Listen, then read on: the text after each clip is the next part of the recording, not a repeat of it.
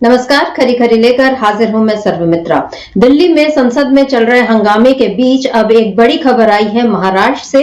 और खबर यह है कि एकनाथ शिंदे जो उप मुख्यमंत्री हैं, उप मुख्यमंत्री पद की शपथ भी ले चुके हैं। पिछली सरकार में वो मुख्यमंत्री थे और उप मुख्यमंत्री पद की शपथ लेने से पहले उन्होंने काफी ड्रामे किए थे। और अब खबर आई है कि एक बार शिंदे फिर नाराज हैं और हो सकता है कि एक बार फिर शिंदे जो है बीजेपी पर दबाव बनाएं अपनी मांगे मनवाने के लिए। दरअसल अभी इस समय महाराष्ट्र में सरकार का गठन तो हो गया है, लेकिन कैबिनेट का अभी तक गठन नहीं हो पाया है, यानी अभी तक मंत्रालयों का बंटवारा नहीं हुआ है और इसी को लेकर काफी जोड़ तोड़ चल रही है, दबाव की राजनीति चल रही है।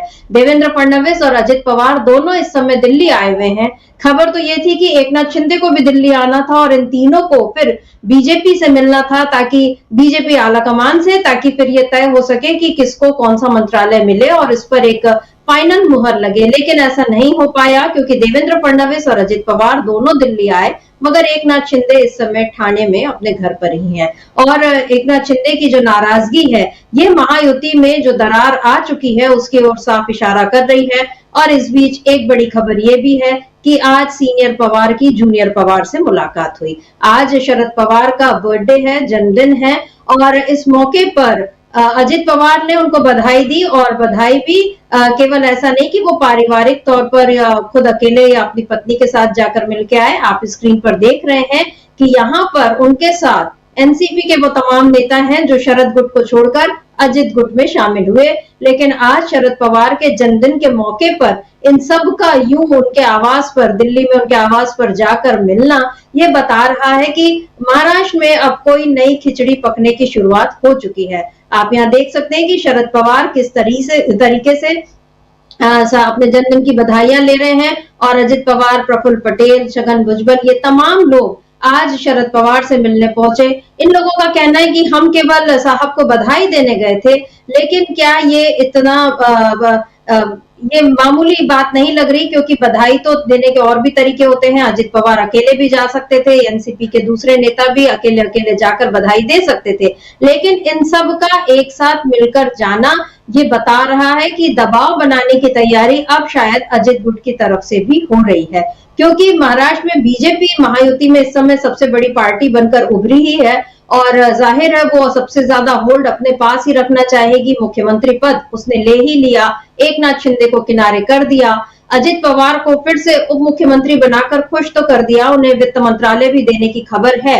लेकिन इसके अलावा और क्या कुछ चाह रहे हैं अजित पवार, और इसमें वो एकनाथ शिंदे का कद क्या कम करना चाहते हैं, ये तमाम बातें इस समय उभर रही हैं। और दिल्ली से मुंबई तक की सियासत के बीच एक नई खबर ये भी है कि राहुल गांधी आज पहुंचे हाथरस और वहां उन्होंने 2020 में जो गैंगरेप की पीड़िता थी उसके परिजनों से आज मुलाकात की।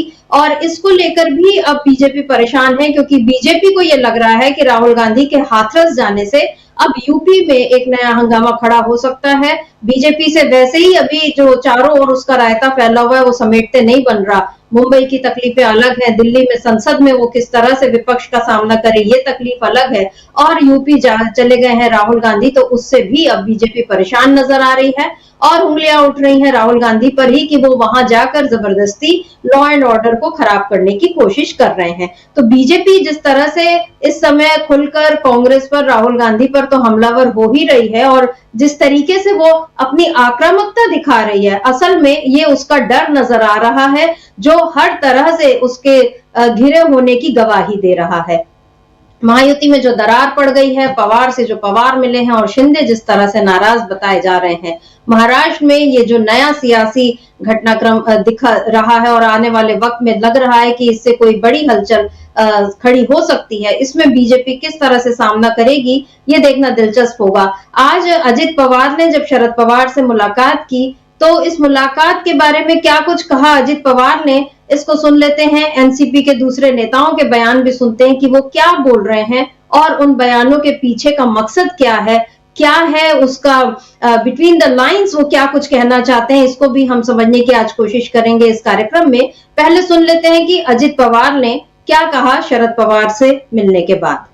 शरद पवार जी से भी सुबह मुलाकात हुई है। वो खाली विश करने के लिए गया था। आज 12 दिसंबर उनका बर्थडे रहता है जी। तो आज 12 दिसंबर उनका है, कल हमारे आंटी जी का है 13 दिसंबर को, इसीलिए दोनों को विश करने के लिए गए। कुछ राजनीतिक चर्चा तो नहीं? नहीं, कैबिनेट एक्सपेंशन को लेकर जानकारी? कैबिनेट एक्सपेंशन 14 तारीख को होगा पूरा, ऐसा उन्होंने बताया। सर, महाराष्ट्र में जो वायलेंस हुई है नहीं, वो अभी कंट्रोल में आई है। परवाणी में हुआ था, लेकिन कल रात से वो सब कंट्रोल में है। अभी वहाँ की सिचुएशन ठीक ठाक हुई है। सुबह लोग भी चलने के लिए बाहर निकले थे और एकदम लॉ एंड ऑर्डर वहाँ ठीक ठाक है। तो अजित पवार कह रहे हैं कि हमारी कोई पॉलिटिकल चर्चा नहीं हुई। उनकी जो आंटी है यानी शरद पवार की पत्नी, उनका कल जन्मदिन है। तो अगर ऐसा था तो अजित पवार अकेले जा सकते थे या अपनी पत्नी के साथ ही चले जाते और दोनों अपने चाचा चाची को बधाई देकर आ सकते थे। लेकिन वो जिस तरीके से छगन भुजबल और प्रफुल्ल पटेल को साथ लेकर पहुंचे, उससे ये समझ में आ रहा है कि अजित पवार के मन में कभी कुछ और नया खेल चल रहा है, वो कोई और दांव चल सकते हैं।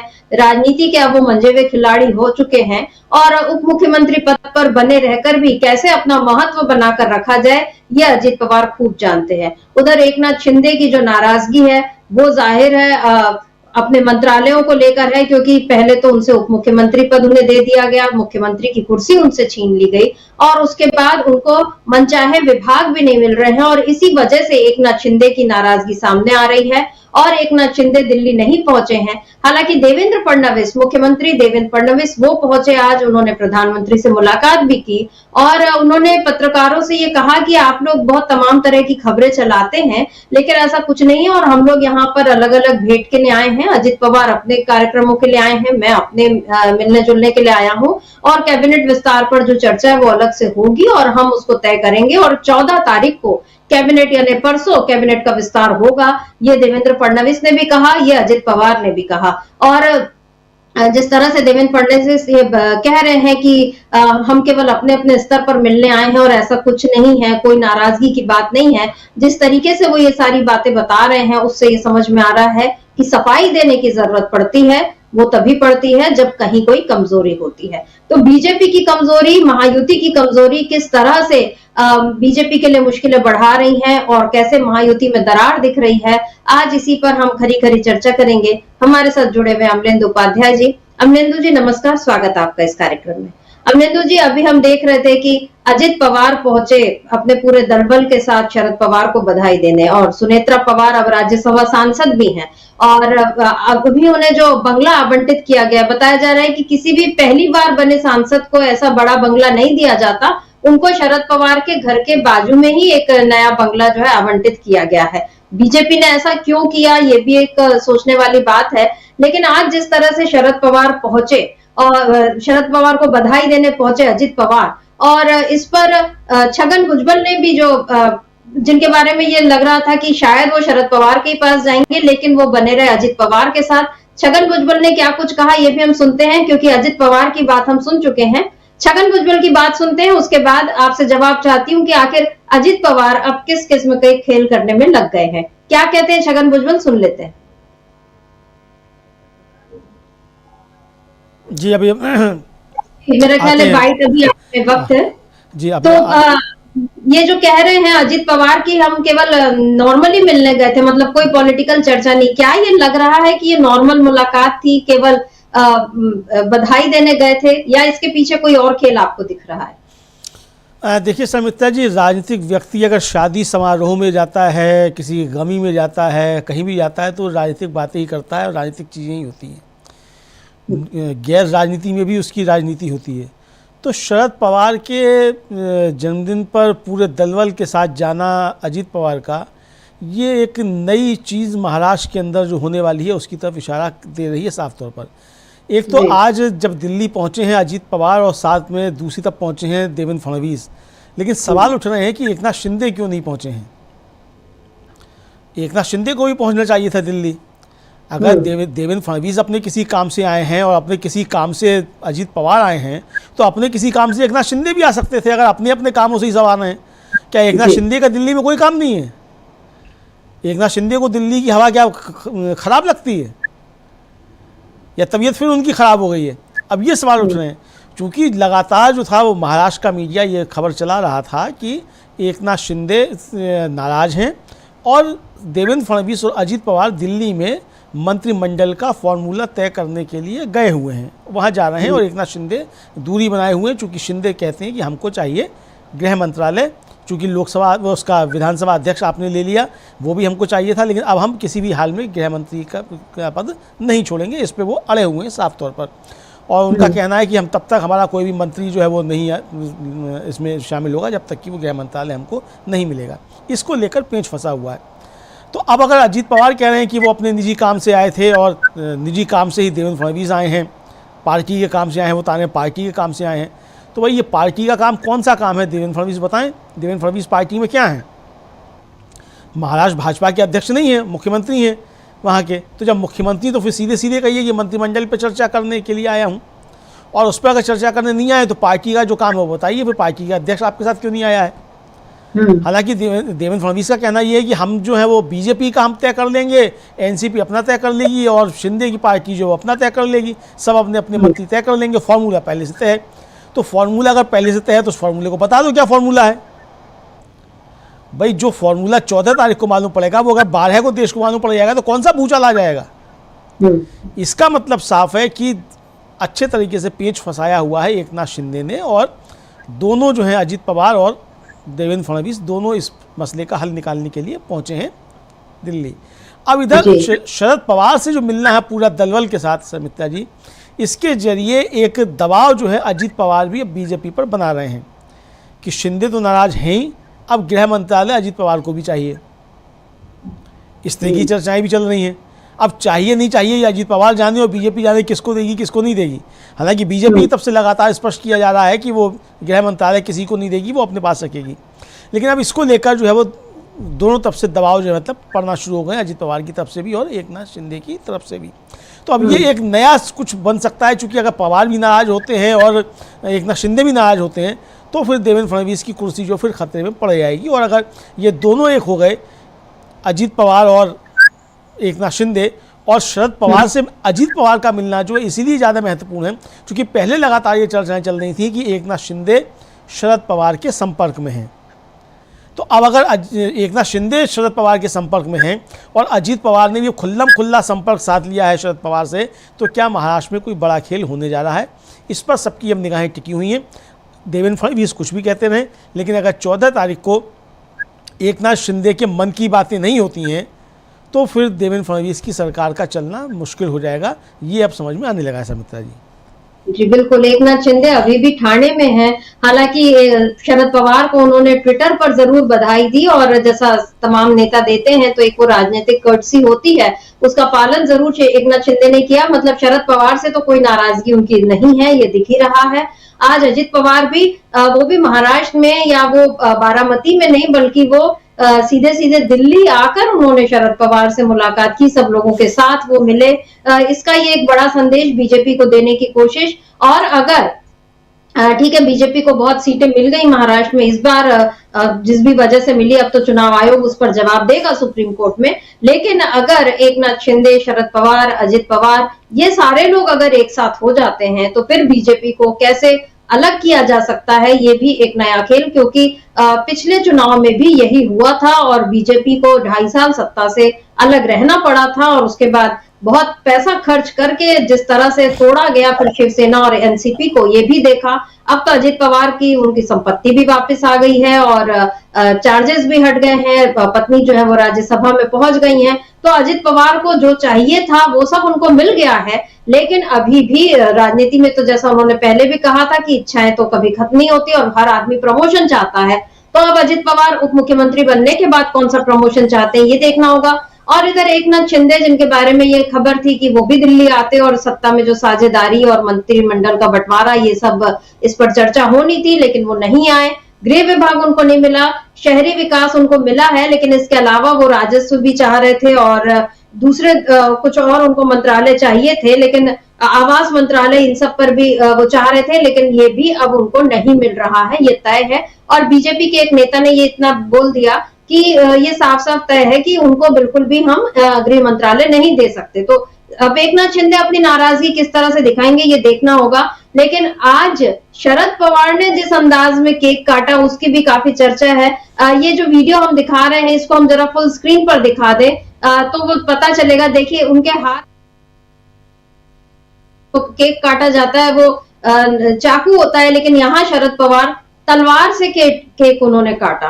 तलवार से केक काटने का मतलब है कि अभी वो जो एक वो मराठा दम जो है वो उन्होंने यहाँ पर दिखाया है और अपने समर्थकों के बीच जिस तरह से उन्होंने अपना जन्मदिन मनाया और उसमें तलवार से केक काटकर एक बड़ा संदेश देने की कोशिश ये शरद पवार ने, और राजनीति के वो चाणक्य हैं, महाराष्ट्र की राजनीति के तो कम से कम है ही, और क्या सोच रहे हैं ये भी अब देखना होगा। अजित पवार क्या सोच रहे हैं ये भी है दिलचस्प है। लेकिन छगन भुजबल ने आज, वो भी एक बड़े नेता हैं और उनकी भी बातों के गूढ़ार्थ होते हैं, जो कह रहे हैं उसके पीछे क्या कुछ मकसद है, क्या कुछ कहते हैं छगन भुजबल, इसको भी सुन लेते हैं। साहब का जो है जन्मदिन है तो हम सब लोग अजय दादा, प्रफुल्ल पटेल, हम सब लोग जो है उनको शुभकामनाएं देने के लिए आए थे और बहुत अच्छी बातचीत हुई। यहाँ जो उन्होंने आखिरी में बोला बहुत अच्छी बातचीत हुई, ये जो बहुत अच्छी बातचीत है अमलेंदु जी, इसमें क्या लग रहा है? मतलब अगर ये जो एक संभावना क्या ऐसी बन सकती है कि एकनाथ शिंदे, अजित पवार, शरद पवार, ये सारे लोग मतलब इंडिया गठबंधन या कहे महागठबंधन उसको मजबूती दे सकते हैं क्या ये सारे लोग? क्या ऐसी कोई संभावना? क्योंकि राजनीति में कभी भी कुछ भी हो सकता है, ये हम लोग लगातार देख रहे हैं और मोदी सरकार के इसमें तो होता ही रहा है।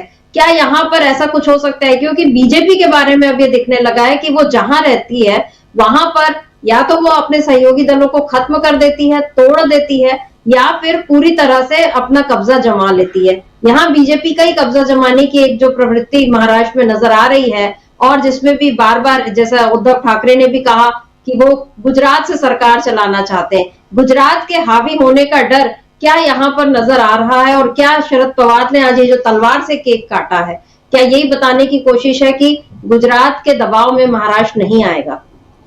बिल्कुल सर मित्रा जी, आज मराठा सरदार ने जिस तरीके से तलवार से केक काटा है तो सीधे सीधे संकेत दे दिया है कि हम इसी तरीके से राजनीति में भी केक काटते रहेंगे। और शरद पवार को समझना मोदी जी के लिए बिल्कुल जो है वो नामुमकिन है, ये उन्होंने एक संदेश दे दिया है।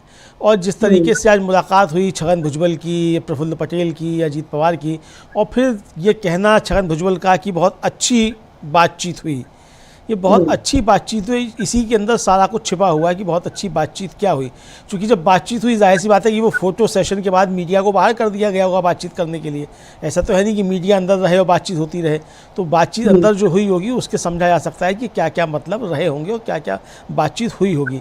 ये संभावनाएं निश्चित तौर पे बन रही हैं, और इसलिए भी बन रही हैं समित्रा जी कि जब केंद्रीय मंत्रिमंडल का गठन हुआ और जब जीतन राम मांझी जो अकेले सांसद थे अपनी पार्टी के, वो तो बना दिए गए कैबिनेट मंत्री, और 7 सांसद वाली पार्टी जो है एकनाथ शिंदे की, उसका जो है बनाया गया एक राज्य मंत्री। तो ये खटक तो गया था उसी समय ही एकनाथ शिंदे को। और फिर विधानसभा चुनाव में जिस तरीके से उनके साथ दुर्व्यवहार किया भारतीय जनता पार्टी ने, और यहाँ तक कहना पड़ा एकनाथ शिंदे को कि भाजपा जो है वो गठबंधन धर्म का पालन नहीं कर रही है। और फिर चुनाव के बाद वो बार बार कहते रहे कि जनता चाहती है मैं मुख्यमंत्री बनूँ, जनता चाहती है मैं मुख्यमंत्री बनूँ, और उनको मुख्यमंत्री नहीं बनाया गया।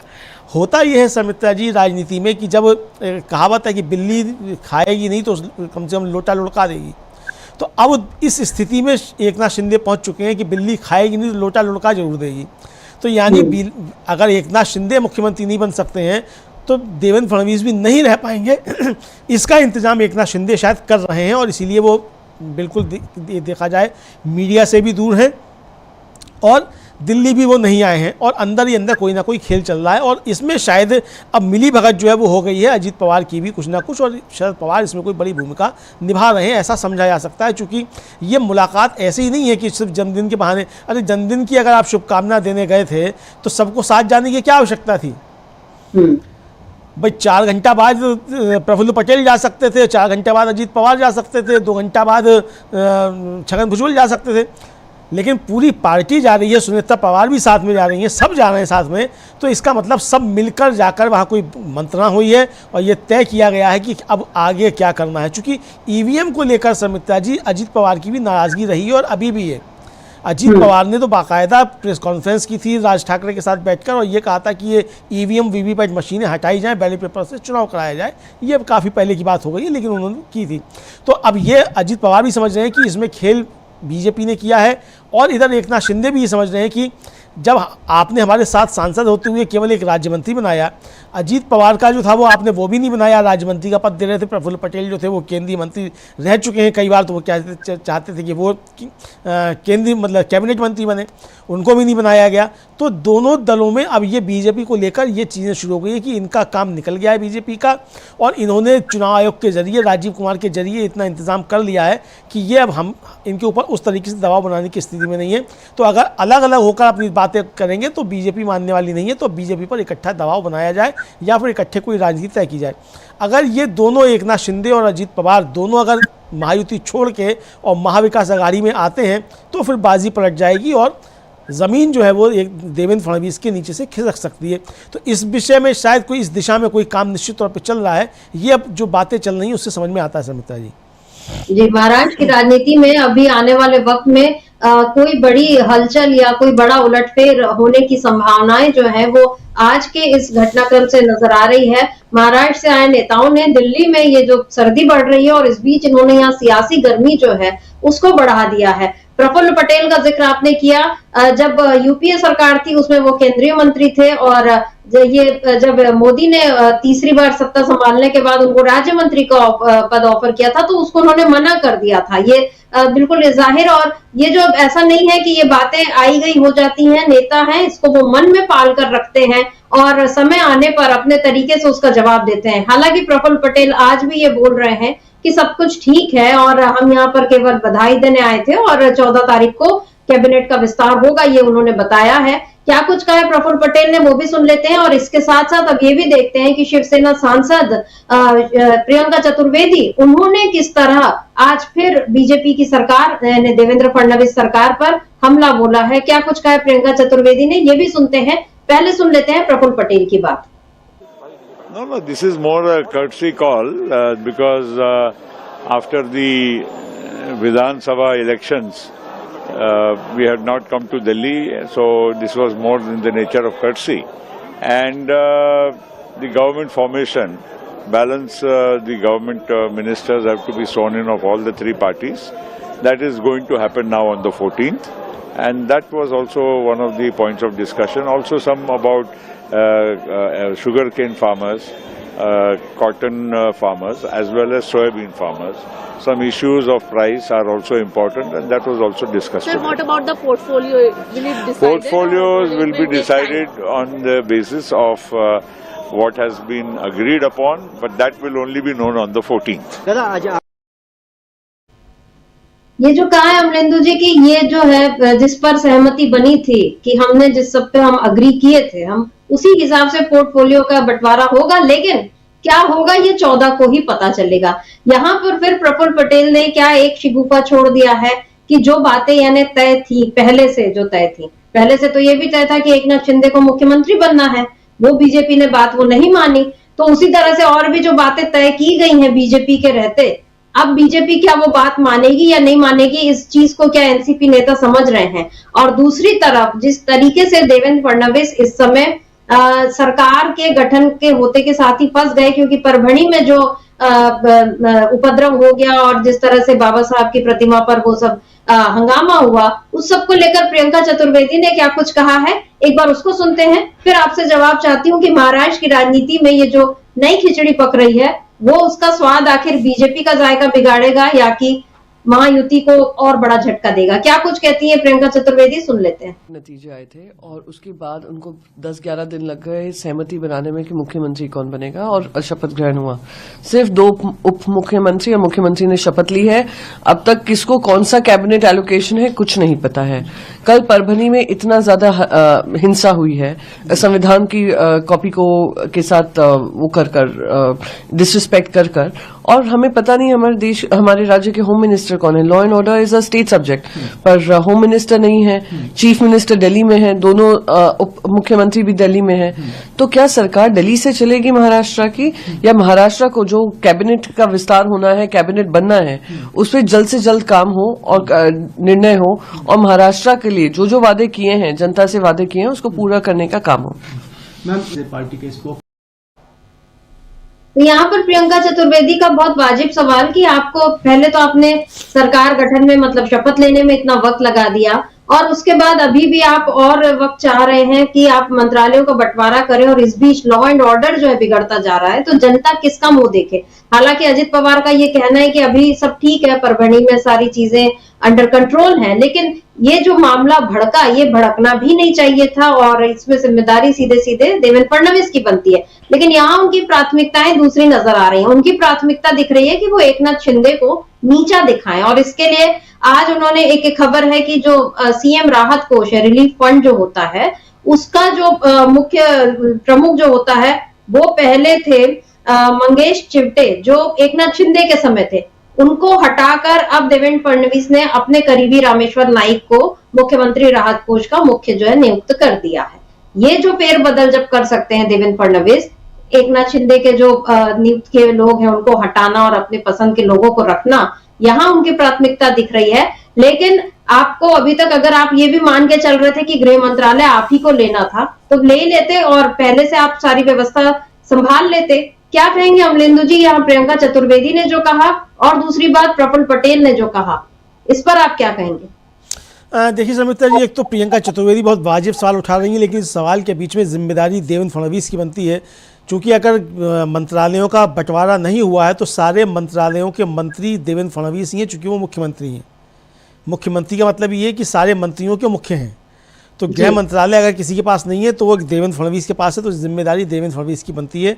अब वो एकनाथ शिंदे और अजित पवार को देवेंद्र फडणवीस से इस्तीफा मांगना चाहिए परभणी की घटना पर। लेकिन अजित पवार जो परभणी की घटना पर बयान दे रहे हैं, इसका मतलब क्या अजित पवार भी खुद गृह मंत्री बनने की दौड़ में है? क्या ये भी सवाल भी उठ रहे हैं? जो उनके इस बयान से ही जो थे वो ये सवाल उठे। लेकिन समिता जी, जिस तरीके से प्रफुल्ल पटेल ने जो एक बात कही, उस पर गौर करने की आवश्यकता है। उन्होंने कहा कि विधानसभा चुनाव के बाद हम दिल्ली नहीं आ पाए थे, तो अब हम दिल्ली आए हैं। तो विधानसभा चुनाव के बाद आप दिल्ली नहीं आ पाए थे, तो भाई ये 12 दिसंबर को ही दिल्ली क्यों आना था? 11 को भी आ सकते थे, 13 को भी आ सकते थे। और दिल्ली आए थे तो सबको एक साथ जाकर शरद पवार से ही क्यों मिलना था? भाई आपकी पार्टी अलग है, शरद पवार की पार्टी अलग है, तो आप क्या शरद पवार से मिलने के लिए आए थे कि आपकी पार्टी ने बहुत अच्छा प्रदर्शन किया है, इसके लिए आशीर्वाद लेने आए थे? आप किस लिए आप शरद पवार के पास आए थे? तो ये जो सवाल खड़े हो रहे हैं, तो इसीलिए इन सारी बातों के पीछे ये संदेश जताया जा रहा है कि शरद पवार कोई खेल कर रहे हैं, और उस खेल में अब एकनाथ शिंदे और अजित पवार दोनों शामिल हो चुके हैं, और बीजेपी के साथ अब खेल हो रहा है। चूँकि बीजेपी की नीतियां जो हैं उसको दोनों अच्छे तरीके से समझ रहे हैं, एकनाथ शिंदे भी और अजित पवार भी, कि ये अपने ही साथियों को खाने का काम करती है बीजेपी। इसने शिवसेना को खाया, उद्धव ठाकरे की, इसने अकाली दल को खाया, ये खा चुकी है आधे से ज़्यादा जनता दल यू को, ये खा चुकी है बीजू जनता दल को, ये खा चुकी है वाईआरसीपी को। मतलब जो इससे साथ रहता है उसको ये खाने का काम करती है। तो ये अब खाएगी एकनाथ शिंदे की पार्टी और अजित पवार की पार्टी को भी। ये दोनों की समझ में आ गया है, तो वो अभी से अपने रास्ते बनाकर चलना चाहते हैं कि ताकि बीजेपी इनके साथ वो ना कर पाए जो उसने शरद पवार के साथ किया है या उसने उद्धव ठाकरे के साथ किया, ये इस तरीके काम ना कर पाए। तो इसलिए अब वो दोनों सतर्क हो गए हैं, ये साफ तौर पर समझ में आ रहा है। और इसीलिए ये जो दिल्ली की आज योजना है, इस दिल्ली योजना में जो शामिल हुए हैं अजित पवार अपने पूरे दलबल के साथ, तो ये साधारण योजना नहीं है। इसमें लगता है कि पीछे कोई अच्छा कारीगर इसके पीछे काम कर रहा है, जिसने जो है सब ये मामला तय कर लिया है कि अब कैसे क्या क्या गतिविधियाँ होनी हैं। तो इसके बहुत संकेत हो, ये साफ तौर पर समझा जा सकता है कि सब कुछ ठीक ठाक नहीं है। 14 दिसंबर भी अब दूर नहीं, आज 12 है, परसों 14 दिसंबर है, मालूम पड़ जाएगा कि क्या क्या फार्मूला था। और जो कह रहे हैं प्रफुल्ल पटेल कि जो बातें तय हुई थी, जो आपने भी सीधा इशारा किया, भाई बातें तो एकनाथ शिंदे से भी तय हुई थी, बातें तो उद्धव ठाकरे से भी तय हुई थी, लेकिन बीजेपी ने माना कहाँ किस बात को? तो बीजेपी मानेगी कि नहीं मानेगी, सवाल ये है कि आज इस बीजेपी जिस स्थिति में है महाराष्ट्र में, क्या वो ये बात मानेगी कि अजित पवार से जो तय हुआ था वो दिया जाएगा, या एकनाथ शिंदे से जो तय हुआ था वो दिया जाएगा? अभी तक तो नहीं हुआ इस तरीके का। तो अब क्या होगा? मुझे लगता है कि 14 दिसंबर के बाद या 14 दिसंबर को ही कोई बड़ा खेल हो सकता है, जब वो मंत्रालयों की सूची आएगी, किसको कौन सा मंत्रालय दिया जा रहा है, मंत्रियों के क्या नाम है, तब कोई बड़ा खेल हो सकता है। और हो सकता है कि शायद महाविकास अघाड़ी जो है कोई तैयारी इसके लिए भी कर रहा हो कि ऐसे परिस्थितियां बनती हैं तो क्या नया काम किया जाएगा। सुमित्रा जी, आज जिस अंदाज में शरद पवार ने अपना केक काटा, उसमें उन्होंने एक तरह से अपनी वापसी का ऐलान भी किया है, क्योंकि जैसे ही नतीजे आए थे उसके बाद ये सवाल उठने लगे थे कि क्या वाकई अब शरद पवार की राजनीति के दिन पूरे हो गए हैं, क्या अब वो बिल्कुल जिस तरीके से उनकी पार्टी को इतनी कम सीटें मिली और हार मिली है, अब इसमें क्या शरद पवार का जादू यहाँ पर अब काम नहीं कर रहा है, ये सारी बातें उठने लगी थी। लेकिन शरद पवार ने आज हाथ में तलवार उठाकर एक नए रण का ऐलान तो कर ही दिया है। और इधर अजित पवार आज जिस तरह से दिल्ली चलो अभियान को उन्होंने अंजाम दिया, इस अभियान के पीछे भी एक बड़ा सियासी खेल जो है नजर आ रहा है। और बीजेपी अब इस खेल को कितना समझती है या इसकी काट के लिए वो क्या और उठापटक करती है, अब ये देखना होगा। लेकिन इधर दिल्ली में आज संसद में हंगामा जो चल रहा है उसको लेकर भी मतलब चिंताएं भी उपज रही हैं, क्योंकि सत्ता पक्ष यानी बीजेपी ये कहीं मानने ही तैयार नहीं है कि उसकी कोई गलती हो रही है, बल्कि वो अब खुलकर विपक्ष पर जितना गिरकर वो आरोप लगा सकती उतने आरोप लगाती है। आज जिस तरह से गिरिराज सिंह ने सोनिया गांधी और सोरोस का एक वो जो पोस्टर और जिसमें जिस भाषा का इस्तेमाल किया गया, बेहद अशोभनीय भाषा उस पोस्टर की, और उसी तरीके से जो बार बार चाहे जेपी नड्डा जो है वो मल्लिकार्जुन खड़गे पर उंगलियां उठा रहे हैं कि उन्होंने सभापति का सम्मान नहीं किया और आसंदी का अपमान किया, ये तमाम बातें बोल रहे हैं। जबकि ये खुद नड्डा साहब जब संसद में बैठे थे तो उनका एक वीडियो पुराना एक है जिसमें वो जिस तरह से हूटिंग कर रहे हैं, तो वो सब समझ में आता है कि किसको संसदीय मर्यादा और परंपराओं का ख्याल है और किसको नहीं है। लेकिन जिस तरह से विपक्ष को सदन में न आने देने के लिए या आवाज न उठाने देने के लिए बीजेपी खेल कर रही है, अभी उस पर केसी वेणुगोपाल का एक बयान सामने आया है। क्या कुछ कहा है केसी वेणुगोपाल ने, उसको सुनते हैं। These are the pre-planned design by Narendra Modi ji not to run the house. Yesterday, leader of opposition had met the honorable speaker and he informed the speaker that we are for running the house. Whatever allegation the member Nishikant Dubey make, you have to expunge it, examine it and expunge it. Speaker assured us also. The same thing happened today itself. We don't know how a member getting every day 0 hour, that for same subject. For the last 1 week, you can see that 0 hour, most of the people will get, it's a lot, will get once in a day. But surprisingly, he is getting 0 hour every day and only one subject. Same subject never give.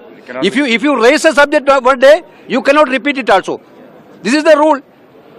When यहाँ पर केसी वेणुगोपाल बता रहे हैं संसदीय प्रक्रिया के बारे में कि शून्यकाल में आपने एक सब्जेक्ट उठाया और एक दिन आपको उसको उठाने की अनुमति मिली, आप अगले दिन उसी को नहीं कर सकते। लेकिन यहाँ पर जिस तरह से ओम बिरला चाहे जगदीप धनखड़ ये लोग जैसा कर रहे हैं, और अगर वो ये लोग सोच रहे हैं कि हम विपक्ष पर आरोप लगाएंगे और वो चुप होकर बैठ जाएगा, तो ऐसा नहीं हो रहा है। विपक्ष अब बाकायदा जो प्रक्रियाएं हैं, जो नियम है, उनका हवाला देकर अपनी बातें सामने रख रहा है। कल जो प्रेस कॉन्फ्रेंस हुई उसमें साफ साफ मल्लिकार्जुन खड़गे ने कहा कि ये जो पूरा खुद बाधित कर रहे हैं जगदीप धनखड़, इसके अलावा मनोज झा और बाकी तमाम नेताओं ने भी ये सब कहा। आज जब राहुल गांधी को लेकर भी काफी बातें हो रही हैं जिसके बारे में केसी वेणुगोपाल ने कहा भी, और आज जब राहुल गांधी हाथरस पहुंचे अमलेंदु जी, तो उसको लेकर भी काफी सवाल उठ रहे हैं कि वो क्यों गए और वहां पर वो कानून व्यवस्था बिगाड़ना चाहते हैं, और फिर उनका मजाक बन रहा है कि सीबीआई के अंदर जब ये मामला है तो फिर क्यों वो राहुल गांधी को वहां पर जाने की जरूरत है, और इस तरह की बातें हो रही हैं। हालांकि जो पीड़िता के पिता, उसकी एक हाथ से लिखी हुई चिट्ठी वो सोशल मीडिया पर भी है, और उसमें उन्होंने साफ साफ राहुल गांधी से ये कहा है कि आप हमारी जो गुहार है वो सुनिए और हमको न्याय दिलाइए, ये उनकी प्रार्थना की गई है राहुल गांधी से। अब अमलेंदु जी, हमने एक तरफ देखा मोदी जो है मणिपुर नहीं जाते, वो संभल की बात नहीं करते, वो हाथरस की बात नहीं करते, वो ये जहां भी पीड़ितों की बात आती वो नहीं करते, वो वायनाड पहुंच गए यही गनीमत है, लेकिन वैसे वो कहीं भी नहीं दिखते जहां पर उनकी जरूरत हो। लेकिन मोदी जो है वो आराम से अभी मिले पूरे कपूर खानदान से, तो आपको कपूर खानदान से मिलने में चलिए कोई आपत्ति नहीं है, आप उनसे मिलिए, लेकिन राहुल गांधी अगर पीड़ितों से मिल रहे हैं, चाहे संभल के पीड़ितों से मिले, चाहे हाथरस के पीड़ितों से मिले, प्राथमिकताएं तो साफ साफ नजर आ रही हैं कि किसकी क्या प्राथमिकता है। ये जो प्राथमिकताओं का नजर आना है, क्या बीजेपी इसी बात से डर रही है? क्योंकि जितना वो राहुल गांधी को दबाने की या उनको ये बताने की कि वो देशद्रोही हैं, जितना वो ऐसा साबित करने की कोशिश कर रही है, उतना ही नजर आ रहा है कि आम लोग अपनी पीड़ा सुनाने के लिए राहुल गांधी को चुन रहे हैं, वो मोदी को नहीं चुन रहे, मोदी को चिट्ठी नहीं लिख रहे, वो राहुल गांधी से गुहार लगा रहे हैं। क्या कहेंगे इस बारे में? देखिए समिता जी, ये तो बिल्कुल पूरे देश में ये एक बात है कि अगर किसी की पीड़ा है तो राहुल गांधी उसकी पीड़ा सुनते हैं, नरेंद्र मोदी तो पीड़ा देते हैं। क्योंकि नरेंद्र मोदी का जो अब एक छवि बन चुकी है, जो बीजेपी ने पहले बनाई थी, हालांकि उनकी बहुत महामानव की छवि, लेकिन अब वो महामानव की छवि नहीं है, उसके पलट उनकी छवि हो गई है। उसको मानव का जो उल्टा होता है, लोग समझ लें क्या छवि बन गई है उनकी, वो बन चुकी है कि वो किस तरीके से जनता को कष्ट देते हैं। ये छवि नरेंद्र मोदी की है, चाहे वो नोटबंदी के जरिए हो, चाहे वो लॉकडाउन के जरिए हो, मतलब कष्ट देने वाला व्यक्ति जो है वो नरेंद्र मोदी है। ये लोगों की समझ में आ गया, इसलिए अब नरेंद्र मोदी से कोई भी ये गुहार नहीं लगाता साहब हमको न्याय दे दो या हमारी आवाज़ सुनो, हमारा दुख दर्द सुन दो। ये चीज़ें सब राहुल गांधी के ज़िम्मे हैं। और इसलिए कल जब सदन में पहुंचे थे थोड़ी देर के लिए, 10 मिनट के लिए नरेंद्र मोदी, तो इसलिए पहुंचे थे चूँकि शाम को उन्हें करीना कपूर से मिलना था। तो ये बात ना उठे कि मणिपुर नहीं गए और करीना कपूर से मिल रहे हो, संसद में आने का समय नहीं है, करीना कपूर से मिलने का समय, तो जाके दर्शन दे दिए थोड़ी देर के लिए वहाँ सदन में। और विपक्ष जब तक आता तब तक उठ के चले भी गए कि आके फिर वहाँ कोई सवाल ना करने लग जाए नरेंद्र मोदी से, अडानी पे कोई सवाल ना पूछ ले नरेंद्र मोदी से, या मणिपुर पर कोई सवाल ना पूछ ले, मोदी अडानी भाई भाई किनारे वहाँ भी ना लग जाए फिर से, तो तुरंत चले भी गए नरेंद्र मोदी। तो ये जो नरेंद्र मोदी का एक अपना काम करने का तरीका और राहुल गांधी का जो काम करने का तरीका है, ये जनता अच्छी तरीके से समझ रही है। और यानी एक जो हीलिंग प्रोसेस है और हीलिंग पावर है वो राहुल गांधी के पास है। जनता को ये समझ में आ रहा है कि राहुल गांधी ही लोगों का दुख दर्द समझ सकते हैं। आप बताइए कि मणिपुर के अपने विधायकों से ही नरेंद्र मोदी नहीं मिले। भाई अपने विधायकों से मिल लो, चलो ठीक है, वहाँ की जनता से मत मिलो, वहाँ की महिलाओं से मत मिलो, वहाँ के स्वयंसेवी संगठनों से मत मिलो, लेकिन वहाँ के अपने विधायकों से तो मिल लो, उनसे तो पूछ लो क्या चल रहा है। उनसे भी आप नहीं मिलते, अपने विधायकों से भी। तो यानी आपको अपने विधायकों से भी मिलने का समय नहीं है मणिपुर के, और आपको करीना कपूर से मिलने का समय है और उनसे उनके साथ बात भी कर रहे हैं। रवि कपूर कह रहे हैं कि उनसे बहुत निजी सवाल भी पूछे उन्होंने निजी ज़िंदगी के। तो आपके पास इतना टाइम है कि आपकी निजी ज़िंदगी के सवाल जो है एक फिल्म अभिनेता आकर आपसे पूछा, आप उसके जवाब भी दे रहे हैं। और पीएमओ उस बात को ट्वीट कर रहा है, पीएमओ इस बात को ट्वीट कर रहा है, तो आप समझ सकते हैं कि प्रधानमंत्री के पास कितना समय है। कल ही शिवराज सिंह चौहान का एक जो था वो वीडियो आया, वो कह रहे हैं कि साहब वो मैं चुनाव में रहता हूँ, मैं झारखंड में था तो 3 महीने का समय बर्बाद हो गया। प्रधानमंत्री भी रहते हैं चुनाव के समय तो समय बर्बाद होता है, तो इसलिए एक राष्ट्र एक चुनाव जो है वो होना चाहिए। अब वो भले ही एक राष्ट्र एक चुनाव की बात कर रहे हो, लेकिन शिवराज सिंह ने इसके बहाने प्रधानमंत्री नरेंद्र मोदी को सीधा सीधा आरोपित कर दिया कि नरेंद्र मोदी हर समय चुनावी मोड में रहते हैं, देश का काम नहीं करते हैं। ये कहना है शिवराज सिंह चौहान का, इसको इसी तरीके से लिया जाना चाहिए। तो यानी जो नरेंद्र मोदी जो कर रहे हैं और राहुल गांधी जो कर रहे हैं वो जनता अच्छे तरीके से समझ रही है। और जनता की समझ में आ गया है कि नरेंद्र मोदी सिर्फ दुखदाई हैं, दुख देने के लिए हैं, जनता को कष्ट देने के लिए हैं, और जनता के कष्टों का निवारण कोई कर सकता है तो राहुल गांधी कर सकते हैं। जी बिल्कुल। और ये भी जानते हैं हम कि नरेंद्र मोदी को एक्टिंग का बहुत शौक है, मतलब उनकी तो अभिनय कला जो है समय समय पर सामने आती है, लेकिन ये अंदाज नहीं था कि वो संसद को थिएटर बनाकर छोड़ देंगे। मतलब कभी वहां पर फिल्म की स्क्रीनिंग हो रही है, कभी आप कलाकारों से मिल रहे हैं, और करीना कपूर से उन्होंने ये भी कहा कि उनके बच्चों से भी मिलने का उनका मन था। तो अगर मोदी जी का ये बच्चों का प्रेम जो वो दिखा रहे हैं तो वो चले जाए मणिपुर और वहां भी देख लें कि वहां पर कैंपों में किस तरह से बच्चे रह रहे हैं, या बहुत दूर नहीं, आप दिल्ली की बस्तियों में जाकर देख लें कि वहां पर किस तरह से गरीब बच्चे रह रहे हैं। तो मोदी जी की ये जो अभिनय क्षमता वो हो सकता है कि आपको कभी उन पर कोई और नई बायोपिक बन जाए और उसमें हम देख लें कि कपूर खानदान जो है वो उसमें काम कर रहा है। बहरहाल खैर वो एक अलग मुद्दा है, लेकिन यहाँ पर प्राथमिकताएं नजर आ रही हैं कि किस तरह से एक तरफ संसद बाधित हो रही है, देश भर में जो है बहुत सारी तकलीफें जो है अलग अलग तरह की लोगों की सामने आ रही हैं। राहुल गांधी पीड़ितों के अलग अलग तबकों से मुलाकात कर रहे हैं, बीजेपी को उस पर भी आपत्ति हो रही है। बीजेपी को इस पर भी आपत्ति हो रही है कि विपक्ष सदन में कुछ वाजिब सवाल उठा रहा है, तो वो क्यों उठा रहा है। और इस बीच सत्ता का खेल जो है वो अपनी तरह से चल ही रहा है। महाराष्ट्र में इस समय हम देख रहे हैं कि बड़े जोड़तोड़ से बीजेपी ने जो सत्ता हासिल की थी और उसके बाद एक बड़ा मैंडेट उसको मिला, लेकिन अभी भी सरकार जो है वहां सुरक्षित नहीं है और बीजेपी की जो ये असुरक्षा है ये असल में उसकी अपनी करनी का परिणाम नजर आ रहा है। तो अब आगे और क्या होगा ये भी उस पर हमारी नजर रहेगी, लेकिन आज इस चर्चा को हम यहीं रोकते हैं। अमलेंदु जी, आज की चर्चा में हिस्सा लेने के लिए आपका बहुत बहुत शुक्रिया और शुक्रिया आप तमाम दर्शकों का जो आप हमारे साथ जुड़े और आपने आज के इस कार्यक्रम को ध्यान से सुना। आगे भी आप बने रहिए डीबी लाइव के साथ और देखते रहिए डीबी लाइव। नमस्कार।